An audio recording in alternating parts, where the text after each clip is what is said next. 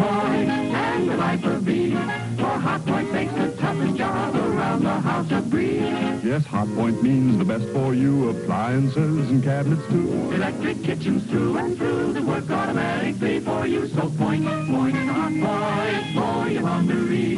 Move Hot Point in and it moves out all wash day drudgery. So point to Hot Point as the Nelsons do. You'll toss your cares up in the air when Hot Point works for you. Let Hot Point work for you.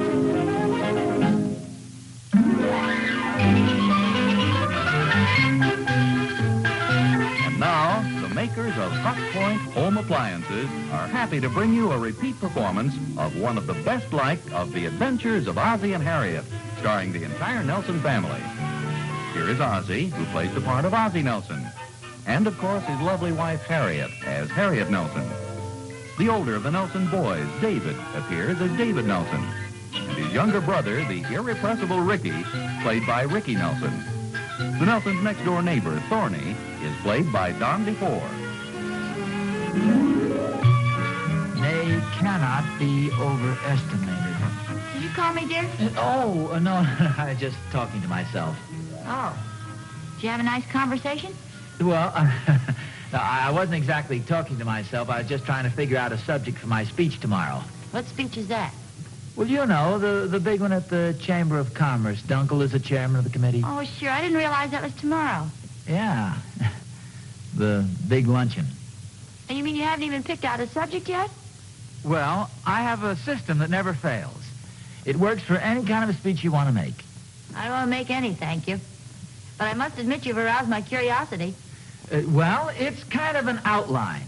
You see, you use the same beginning regardless of what the topic is. The beginning goes like this. When asked what is the greatest fault of the American people, Theodore Roosevelt replied, "It is a lack of thoroughness." A good example of this is, and then, you see, you insert your topic.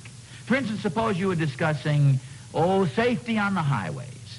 You'd say, when asked what is the greatest fault of the American people, Theodore Roosevelt replied, "It is a lack of thoroughness." A good example of this is safety on the highways. We can make the highways much safer. We can prevent many accidents if we will pass one law. Make driving illegal for women. Hey, wait a minute. You see, you get the general idea of it. You see, if you have a good beginning and a good ending to a speech, then you can sort of flounder around in the middle of it and nobody realizes it. Well, sounds logical. How do you end it? Well, then you see, you work the deal around to where you say, here is the opportunity to correct the problem that you've been discussing. See, that gives you a chance to work in this little joke about opportunity. Would you like to hear it? I probably have. Well, anyway, it's kind of an amusing little joke. It seems that this night watchman was making his way through the park, and this young couple, this boy and girl, were sitting on the park bench. And the night watchman was carrying this lantern. A lantern? Well, it's a pretty old joke. Anyway, the night watchman comes up to the boy and the girl, and he says, say, young fella, are you kissing that girl? And the young boy's kind of scared, and he says, no, sir, no, sir. And the old guy says, well, here, son, hold my lantern. I didn't realize you went to high school that long ago. Well, it's not a terrific joke, but it puts him in a good mood. See, and then from there you say, and here is the opportunity to alleviate whatever the condition is that exists, and you discuss that, and then you go into the finish. For the finish, you recite that immortal poem, Opportunity. Master of human destinies am I. Fame, love, and fortune. Yes, I remember it, yeah. It's got a stirring finish. I like that old poem. But he who hesitates or doubts is condemned to failure, penury, and woe. Seek me in vain and uselessly implore. I answer not, and I return no more. Now, it is rather overpowering. Yeah, it's one of those things where even though you don't know what the guy's talking about, it sounds pretty good. Well, it does have an important ring to it. It's quite a plan. Yeah, and the beauty of it is it can be used for absolutely any topic. Well, I can see that. Reminds me of a woman who spoke at our club the other day. Somebody say something about a speech? Oh, hi, boys. Hi, Mom. Hiya, Mom. Hi, fella. Hiya, Pop. Please don't mention the word speech. I have to make one in English class tomorrow. So what? What do you mean, so what? I'd like to see you do it. That's how much you know, wise guy. So happens I'm making a very important speech. Now, isn't that something?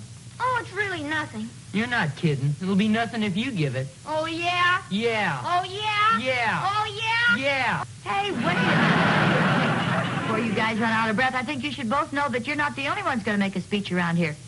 Your father's going to be the main speaker at the Chamber of Commerce luncheon tomorrow afternoon. Oh, how about that? Yeah, for some reason they selected your old man. Oh, you gonna make a political speech, Pop? Oh, well, I'm not sure. Not necessarily. I haven't decided yet. Well, I'm making a political speech. Oh, good for you. What office is your man running for? He's gonna be our next president. Say, this sounds interesting. Could we have his name? Sure. Iggy Magoo. Iggy for president? Sure. He'll be the best president our home will ever had. He has to get elected first. He can't lose. I'm handling the champagne. He means campaign. I mean champagne. We're serving ginger ale right after the speech. You guys sound like you're doing this in big style. Oh, sure, just like the politicians. We're even going around kissing all the babes. What do you mean, babies? Who's running this show anyway? There doesn't seem to be much doubt about it. Our platform is no homework. You ought to have a campaign slogan. You know, like Tippecanoe and Tyler, too. Oh, we have all that stuff. Well, what's your slogan? Iggy Magoo and Loverboy, too. Loverboy? Who's Loverboy? Please, no embarrassing questions. Well, I must admit that confidence seems to run in the family. Your father hasn't even decided on a subject for his speech tomorrow. Aren't you nervous, Pop? Oh, not especially, David. I'm not too worried about it. How come? Well, I've got a little gimmick that makes it easy. You mean you give away stuff? No, nothing like that. So I was just telling your mother before, back in high school, our English teacher taught us sort of an outline that works for just about any speech you want to make. Is it hard to learn? No, in fact, it's very easy. You see, you begin every speech the same way. When asked what is the greatest fault of the American people, Theodore Roosevelt replied, it is a lack of thoroughness. A good example of this is traffic accidents on the highway. Look out now. Or whatever subject you may choose. That sounds neat, Pop. Then you finally work the conversation around to opportunity, then you tell a little joke. How do you work it around to opportunity? You do it very subtly, of course. For instance, you could say, and speaking of opportunity, and then you go on to say that this is the opportunity to correct whatever situation you're discussing. That sounds neat, Pop. Anyway, and then you say, and what is opportunity? Master of human destinies am I. That's fine, dear. It's a very fine old poem. It has a wonderfully strong finish, too. Seek me in vain, and uselessly implore. I answer not, and I return no more. Vote for Iggy Magoo.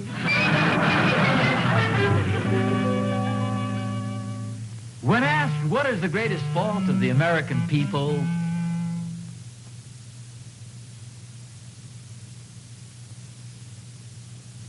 when asked what is the greatest fault of the American people,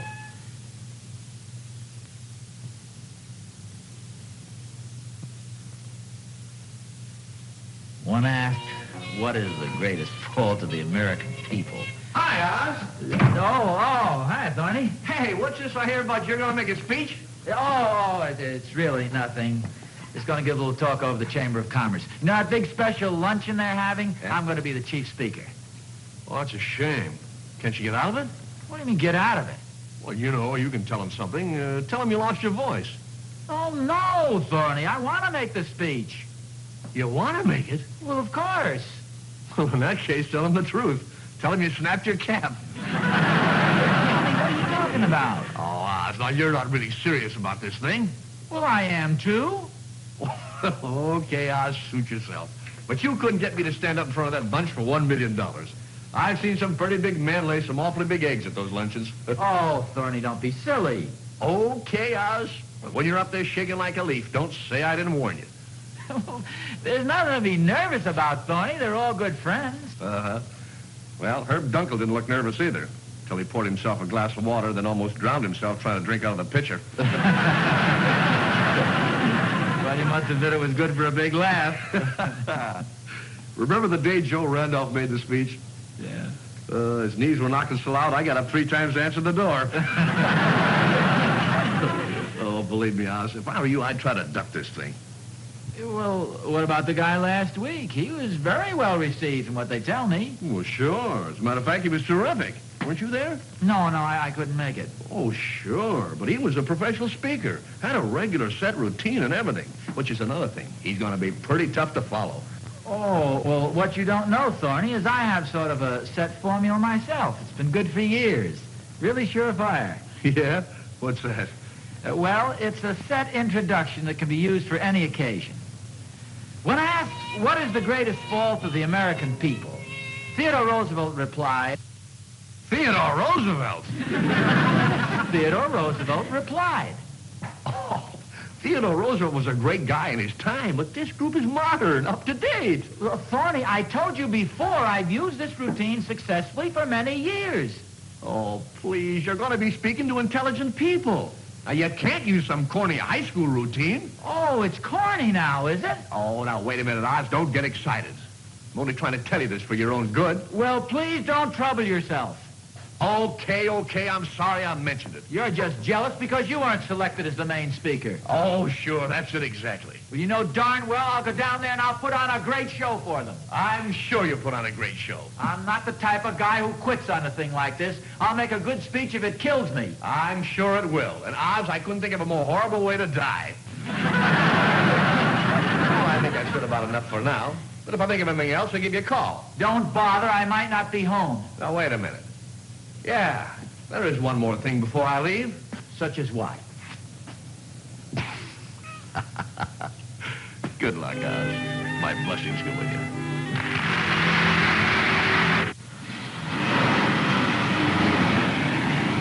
I've been trying to talk my husband into a food freezer for months. Me too. But a bigger refrigerator is my #1 problem, and, well, we just can't afford both. Pardon me, ladies. I couldn't help overhearing. You see, I'm Vern Smith, a Hot Point salesman, and I think I have just the answer for you. My store is right here at the next stop. Why not take a look? Here's the answer to both your problems, ladies. The Hot Point Superstore. Oh, it's a beauty, but it's just a refrigerator. Oh, no. It's a refrigerator plus a true zero cold freezer. Imagine, you can quick freeze and store up to 88 pounds of food in there. That is a big freezer. But what does it do to the refrigerator part? Say, has this ever got a lot of room? Oh, and convenient room, too. Yes, everything in this Hot Point Superstore either rolls out or swings out. This Hot Point Meat Mart, these roller shelves, and these door racks put all the foods right at your fingertips. Big freezer, big refrigerator. Oh, I bet it sure costs a lot. Oh, no. Much less than a separate freezer and refrigerator. Then it must be the dickens to defrost. Not at all. It defrosts automatically. Mr. Smith, that's for me.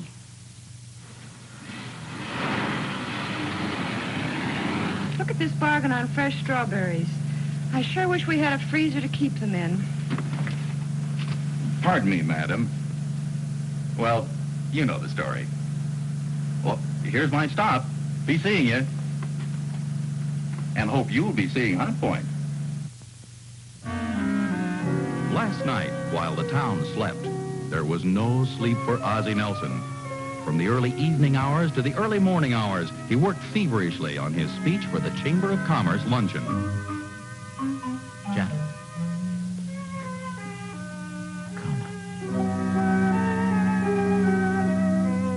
Time slips quickly by as Ozzie sits in the den, writing and rewriting.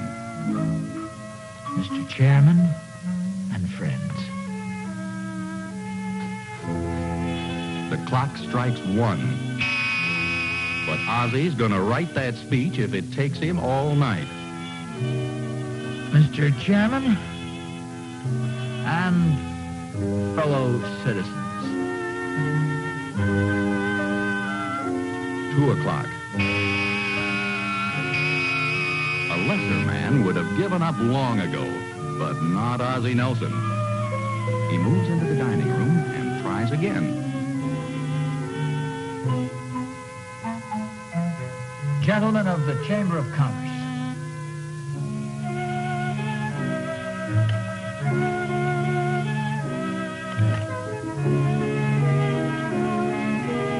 Yes, the spirit is willing, but the flesh is weak. And so at 4:30, Ozzie, fatigued from his gallant efforts, gropes his way upstairs and after some tossing and turning, finally falls into a troubled sleep.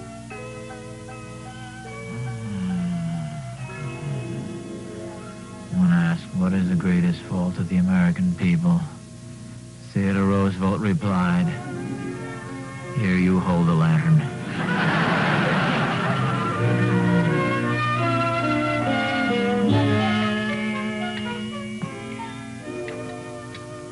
Well, good morning. Oh, good morning, dear. How do you feel? Well, considering the fact that I only had about 4 hours sleep, I feel pretty bad. Well, I think a little breakfast will help that.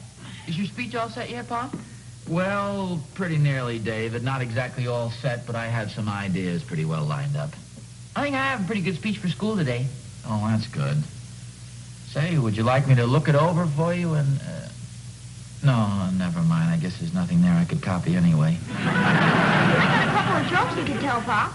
Pop's already got a joke to tell. You could tell another one, can he? What is This is it? in the form of a question.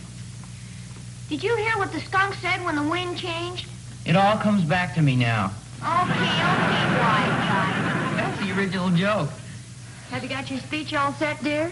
Well, as I was saying to David, it's not exactly set, Harriet, but I have my ideas pretty well formulated. Well, how about that outline your high school teacher taught you? That sounds pretty good to me.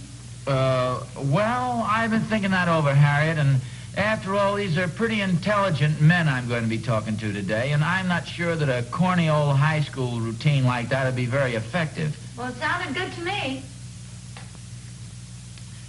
I thought of a couple of good beginnings last night. There's one of them just where I fell asleep. Gentlemen, we are here today. We are here today. And gone tomorrow. Gentlemen, I am here today. To get a free lunch. Stop interrupting your father. I don't know, dear. Do you think you ought to tackle this? Well, sure, Harriet. I mean, this thing takes a little time, but it's worthwhile. I'll get my ideas all straightened out in just a minute.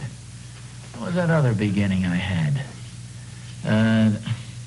Gentlemen, I am here today to make a speech on why people should never make speeches. Gentlemen, I know you're wondering why I'm here today. Come in. Hello, Oz. Oh, hiya, Don. Say, you're a little early, aren't you? Lunch doesn't start till 12:30. Sit down, then. Thank you. I want to speak to you about the luncheon, Oz. Oh, dear, this is terribly embarrassing, too. What's embarrassing? Well, I'm sure you've heard of Lieutenant Colonel Rex Farnsworthy. Well, I believe so. He's in the Army, isn't he? Yes, that's the fellow.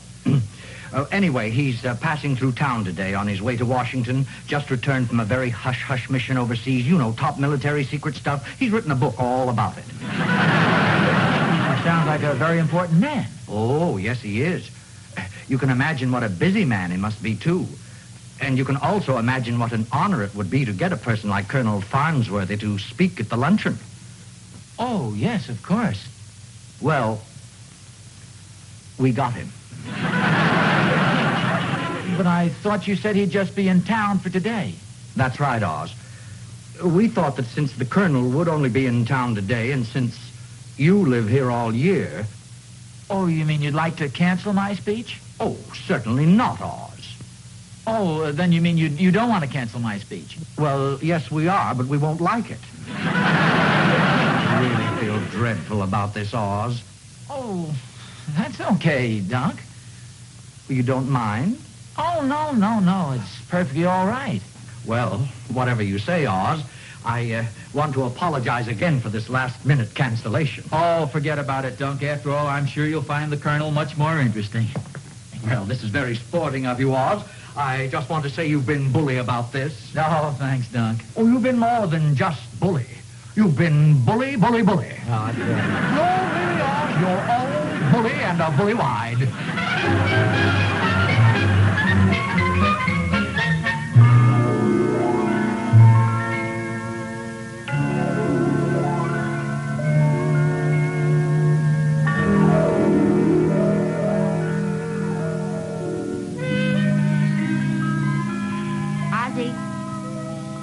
Ozzie, dinner's almost ready. Dinner? Oh, for goodness sakes. Just thought I'd lie down here and rest my eyes for a few minutes. I must have slept most of the afternoon. Well, I thought I'd better wake you up for dinner. Besides, I wanted to tell you about the meeting. Meeting? What meeting? The meeting at the Women's Club. Oh, yes. How did it work out? It couldn't have been better. Now ask me what they decided about the playground. Okay, what did they decide about the playground? They're all for it, but it took a short impromptu speech by Mrs. Ozzie Nelson to turn the tide. Wait a minute. You made a speech? Yes, I did. And if I do say so myself, it went over very well. Well, good for you. How about your speech? Oh, well, never mind mine. Tell me more about yours. Well, I began it like this. When asked what is the greatest fault of the American people, Theodore Roosevelt replied. You mean you gave my speech? Yes, I did, most of it. I hope you don't mind. No, of course not. I'm glad it went over so well. Might be pretty embarrassing if any of the women are married to members of the Chamber of Commerce. Well, I wouldn't worry about that. Hi, Mom. Hi, Pop. Oh, hello, David. Hello, David. How did your speech go in school? Oh, swell. The teacher said it was one of the best she'd ever heard. Why, that's wonderful, dear. Good. The joke about the lantern really got a big laugh. Oh, you used my joke? Heck, I used practically your whole speech. Hi, everybody. Oh, hi, Hi, dear. Wait till you hear what happened. Iggy Magoo won by He won by He got on the vote. Well, good for him. Well, that's wonderful, dear. Did you make a good campaign speech? I sure did, boy. When asked what is the greatest fault of the American people, Theodore Roosevelt said, Iggy Magoo for president. That isn't what Theodore Roosevelt said. So what? Nobody in our class knew him. That routine of mine got quite a workout today. Your mother used it and David used it? He did. Yeah, very successfully, I understand. Hey, what's the idea using my speech, David? Your speech is Pop's speech. Say, we all seem to have forgotten about your father. Yeah, how did you do, Pop? I bet you did terrific, boy. I'll bet he did, too. Oh, well, to tell the truth, I didn't have to give my speech. Why not? Dunk stopped by and explained the whole thing. It seemed the committee decided they'd rather have some colonel give a speech. In fact, he wasn't even a colonel, just a lieutenant colonel. Well, I think that's awful. Do they know that you stayed up half the night preparing that speech? No, well, after all, Harriet, it's probably just as well. Frankly, I'm just as glad they didn't call me. I was a little relieved to get out of it. Oh, come to think of it, I was worked up to just the proper pitch. Well, I think it's a shame. Well, dinner's just about ready. Will you boys set the table for me? Sure, Mom. Yes, ma'am. I'll help, too. No, relax, dear. I'll call you when dinner's on the table. Okay. Come on in, Thorny. Hi, Harriet. Thorny. Yeah, Thorny, old boy. Ozzie, pal, I want to ask a favor of you. Anything except money. I know it's an imposition to ask you to make 2 speeches in one day. What's this, Thorny? You want me to make a speech? Well, now, look, Oz, if it's going to work any hardships on you, I don't want you to do it. Oh, no. I'd be happy to, Thorny. Oh, Oz, that's wonderful of you. Ordinarily, I wouldn't bother you with this, but it's such a big occasion. You see, it's a dinner speech. No, wait a minute. I think I've read about that in the paper. It's a banquet at the Elks Club, isn't it? No, that's another affair. Oh, I know. No, it's that big wing ding they're having over at the men's club. Who's chairman of the committee? So let me explain it to you, will you? Well, go ahead. Now, first, you know Charlie McGillicuddy. Charlie? Oh, that's right. His son is graduating from college at the midterms. Say, Thorny, don't tell me they want me to make the main speech at the graduation exercises. No, Oz. Will you listen a moment? Okay, go ahead. Now, I'm sure you've eaten at Charlie's Diner. Well, certainly I've eaten there lots of times. Well, this is a big night in Charlie's life. He's just added 3 more stools at the counter and a booth for ladies. Tonight at 10 o'clock is his grand opening. You mean this speech is supposed to be given in Charlie's Diner? That's right. And there'll be free hamburgers in it for both of us. I thought you said it was supposed to be a dinner speech. Of course. A lot of people will be eating dinner. After all, it is a diner. I know, Thorny, but this is ridiculous. Oh, now, Oz, I promised Charlie you'd make the speech. Well, you can just tell Charlie that... I mean, of all the silly things, Thorny. After all, making a speech...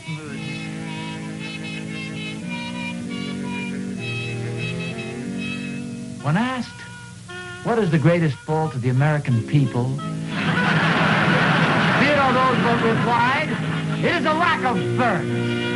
Although at first blush it may seem to belie the dictum of this famous statesman, nevertheless our own Charlie McGillicuddy has left no stone unturned, has seized every opportunity to make this delightful little establishment the finest in our community.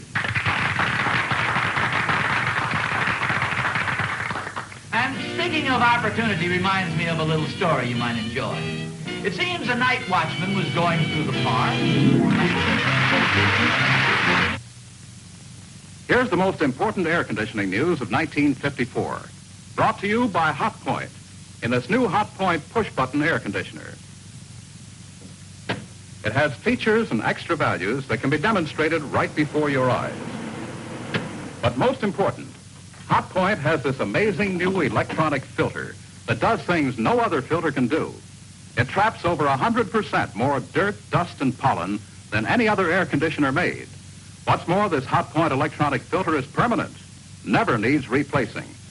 See a dramatic demonstration of how it keeps summer dust and dirt out of your house now at your Hot Point dealers. For extra values and advanced features that mean more healthful summer comfort for you, get the Hot Point push-button air conditioner. Think my speech went off okay? No, I think it was wonderful. Oh, gee, thanks. Oh, I'll get it. Hello? Yes, it is. Oh, you did? Who's that? Some fellow was at the diner tonight. Oh, thank you very much. Next Saturday afternoon? Oh, sure. Yeah, sure. I can make it. Be glad to. Sure. Okay. Goodbye. Well, what was that all about? He's the man who owns the tidy-didy laundry. Oh? Yeah, it seems that they're adding 3 new wash tubs Saturday, and he wants me to officiate at the launching.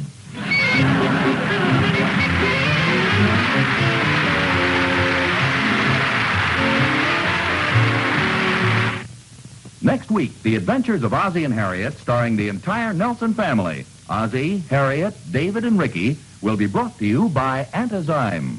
Listerine Antazyme toothpaste stops the major cause of tooth decay every minute of every day. Well, good night, folks. We'll see you again next week. Good night. And remember, always look to Hot Point for the finest first. Yes, sir. That's what I always say, boy. What do you always say, little man? Always look to Hot Point for the finest first.